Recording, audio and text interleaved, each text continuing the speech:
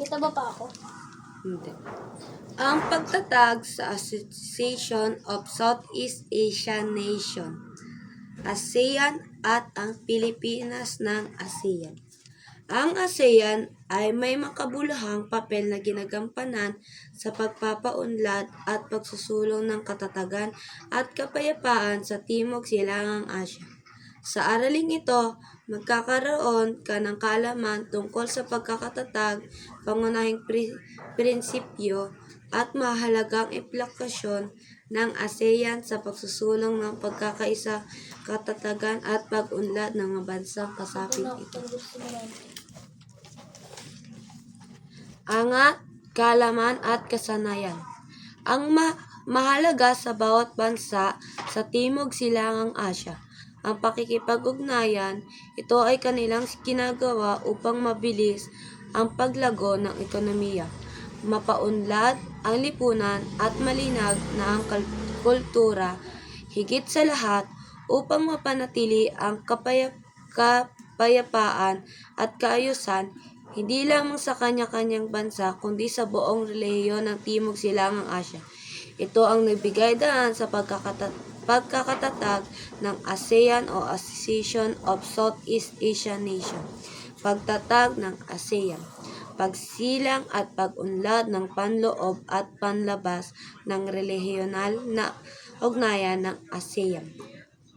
Ang Association of Southeast Asian Nation, ASEAN, ay itinatag noong August 8, 1967 sa bisa ng ASEAN Declaration o kilala rin sa tawag na Bangkok Declaration.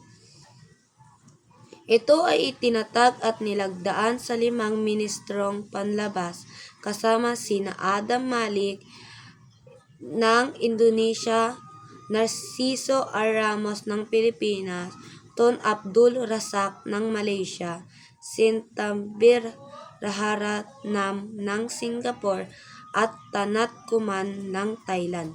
Sila ang ikinilalang founding fathers ng samahan. Pinag-isa ng samahang ito 5 bansa sa pagsisikap ng maisulong ang pagkakaisang pang-ekonomiya sa relihiyon para sa kapakanan ng kanyang-kanyang nasasakupang mamayan.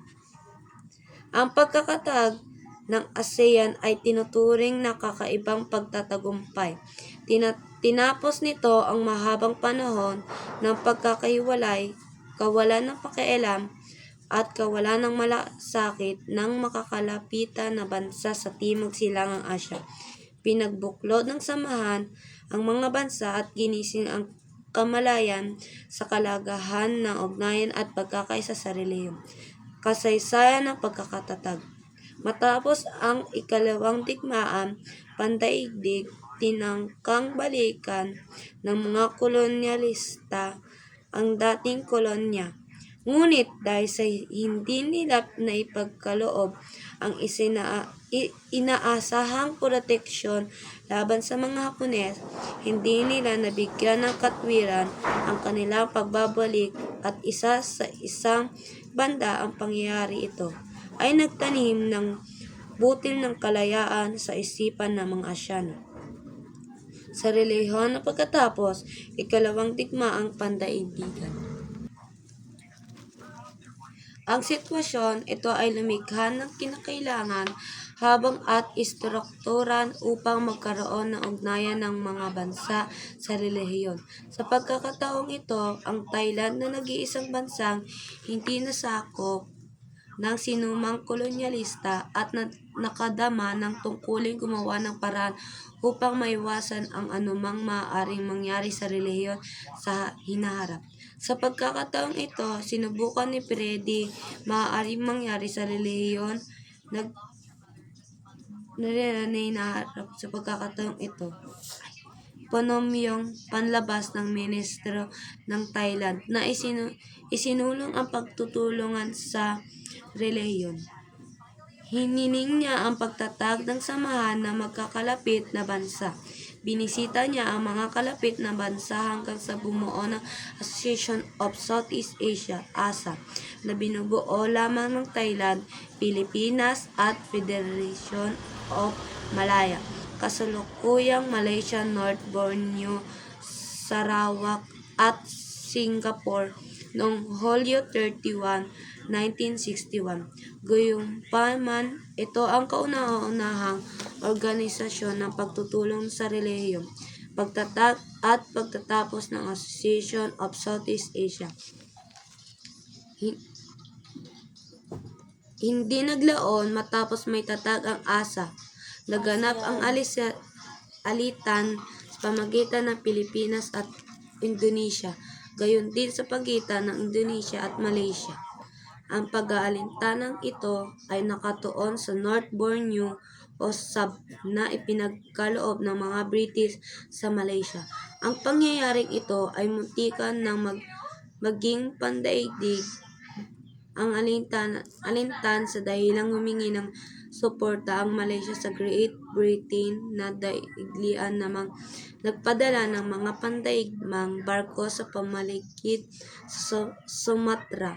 Ang hindi inaasahang pangyayari, ito ang dahilan sa pagwawakas ng ASA, pagtatag at pagtatapos ng ASEAN and Pacific Council ASPAC.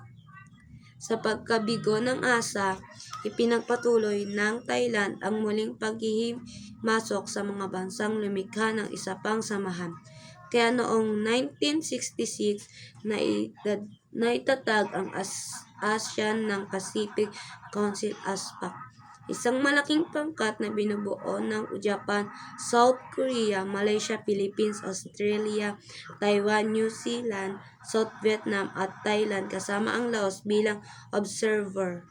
Noong 1973, muling nagbigo ang tangkang pagtatag ng regional na samahan dahil sa pagkilala sa People's Republic of China at pagpapawalang bisa sa representasyon ng Taiwan na kaloonan ay naging dahilan ng Malaysia at Australia para hindi na ipagpatuloy ang kanilang pagiging kasapi na binubuong kasamahan. Matapos ang pangyayaring ito, ipinagpilitan na pa rin ng Thailand na maging neutral sa usaping sabanan, sa pagkasunduin na ang Indonesia, Malaysia at Philippines. Matapos ang maraming tangka, naupo ang magkakasulungat na bansa sa Bangkok, kabisera ng Thailand at naganap ng reconciliation ng mga ito.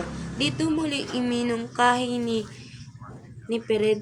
Peredem Pahanomyong ang pagtatag ng samahan para sa regional ng pagtutulungan ng mga bansa na tinatawag ding Bangkok Declaration na una ding nabanggit.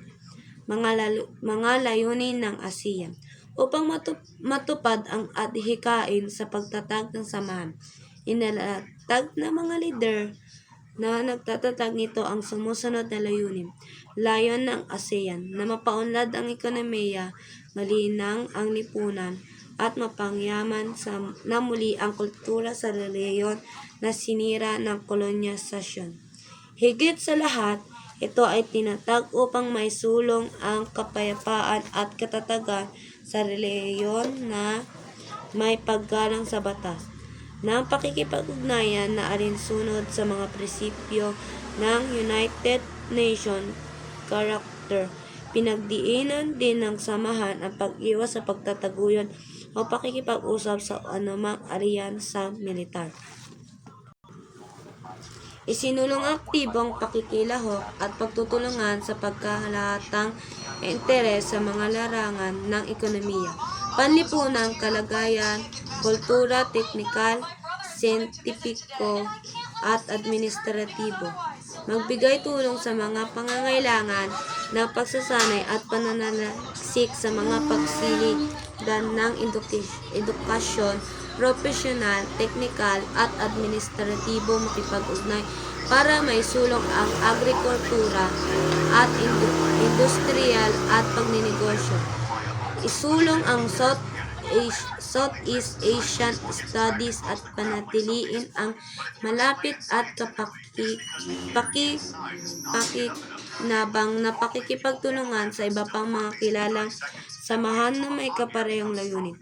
Gabay ng mga layuning ito na buong samahan ng 10 na bansa na kalaunan ay naging 11 pagdating ng Nobyembre 2022. Ang mga kulay ng watawat, asul, pula, puti at dilaw, ay kumakatawan sa mga pangunahing kulay ng pambansang watawat ng lahat ng 10 na miyembro ng Estados ASEAN.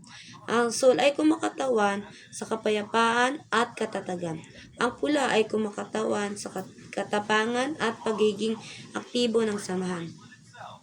Ang puti ay kumakatawan naman sa pagkadalisay at ang dilaw ay kumakatawan sa kasaganan. Ang mga tangkay ng palay sa bandila ng ASEAN ay kumakatawan sa bansang binibigkis nito ang pagkakaisa. Ang bilang ng tangkay ay sumisimbolo sa 10 miyembro ng ASEAN.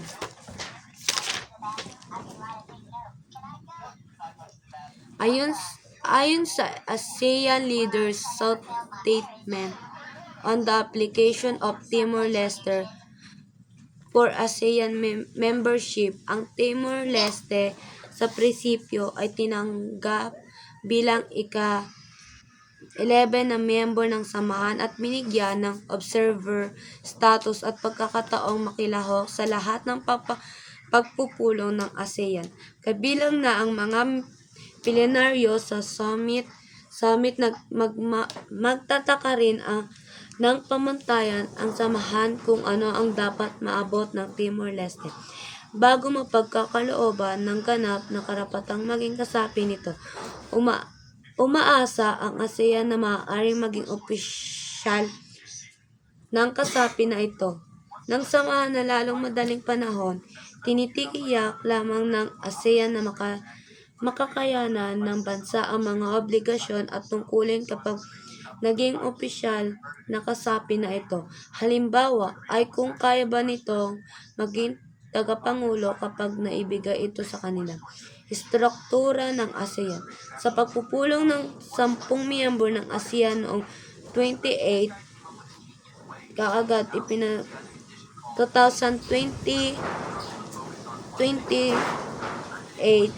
kaagad ipinatupad ng charter ng samahan ang mga prinsipyo ng ASEAN tulad ng pag-iwas sa pag-ihimasok, ngunit pagkilala sa kahalagahan ng pagsunod ng estado sa demokrasya, alintuntunin ng batas at paggalang at pagprotekta sa fundamental freedoms.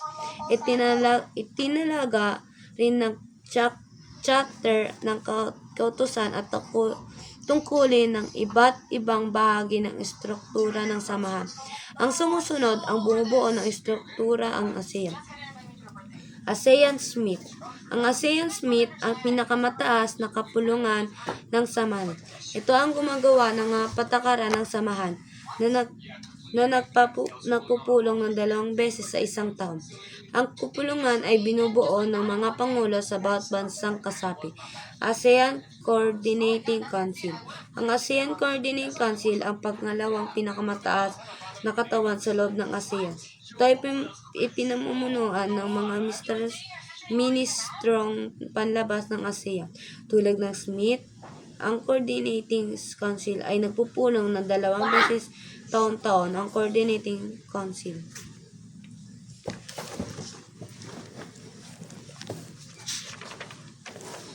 pinagsama-sama ng ASEAN Sector Ministerial Bodies ang mga ministeryong partikular ng sektor. Halimbawa, lahat ng ministro ng paggawa ng lahat ng miyembro bansa ay nabubuo ng isa, Sector Ministerial Body. Ito ay nagsuulat ng Community Council ay may tungkuling palakasin ang kooperasyon sa loob ng kanilang sektor.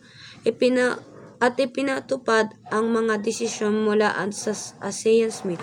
Ang bawat ASEAN Sector Executive Ministerial Body ay may kaugnayan sa mga committee ng pagtataas ng opisyal o kilala bilang senior officials officials meetings, SOMs, at mga technical na katawan upang tulungan ito sa gawain nito. Ang ASEAN at National Secretariats. Samantala, ang ASEAN Secretariat ay matutugpuan sa Jakarta, Indonesia. Sinusuportahan nito ang pang-araw-araw sa nagawain ng ASEAN sa pamumuno ng ASEAN Secretary General. Ang sekretariat at bumubuo ng mga plano ng aksyon sa pakipagtulungan ng mga senior officials ang ASEAN upang maipatupad ang mga desisyon ginawa sa mga pagpupulong ng ASEAN. Ang Secretary General ay hinihirang ng ASEAN Summit para sa isang non-renewable o hindi nagbabagong termino sa 5 taon. Siya ay may katuwang na 4 na Deputy Secretaries General, DCGC, mula sa 4 na magkakaibang kasabing bansa.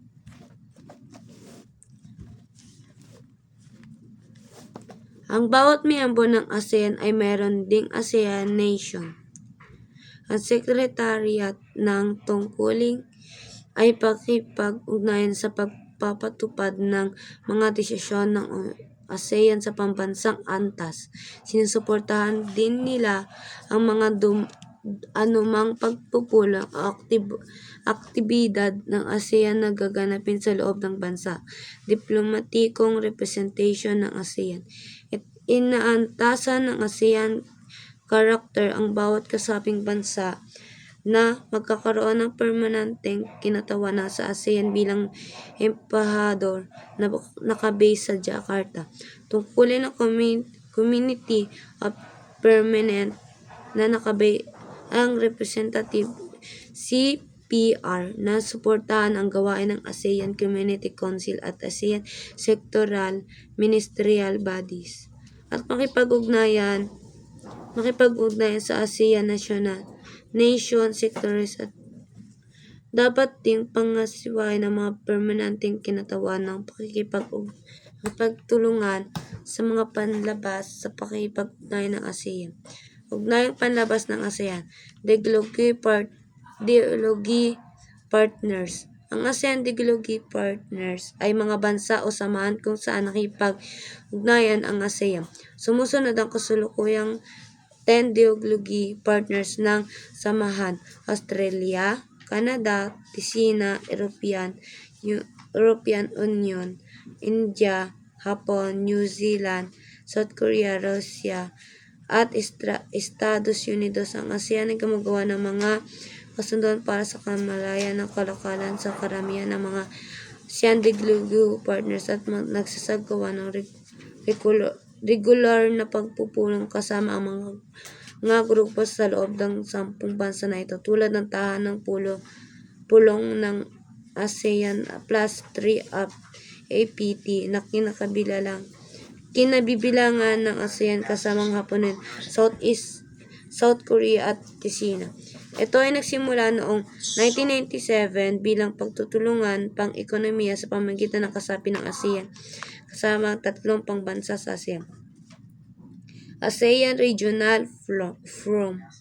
Ang ASEAN Regional Forum, RF, ay isang pagtitipon kung saan nakipag-ugnayan ang ASEAN sa mga bansang hindi kasapi ng ASEAN sa usaping pangpolitika at seguridad. Ito ay binabuo noong Enero 28, 1992 sa pamamagitan ng Singapore Declaration sa ASEAN Summit. Ang RF